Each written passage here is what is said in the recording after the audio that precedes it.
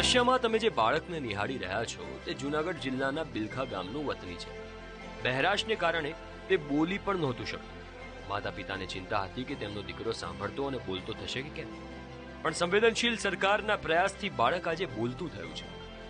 જૂનાગઢ જિલ્લામાં શાળા આરોગ્ય તપાસણી કાર્યક્રમ અંતર્ગત આ બાળકમાં ક્ષતિ જણાઈ હતી। જો કે ગુજરાત સરકારની ₹8 લાખની સહાયથી બાળકની સારવાર કરવામાં આવી અને આજે આ બાળક બોલતું થયું છે।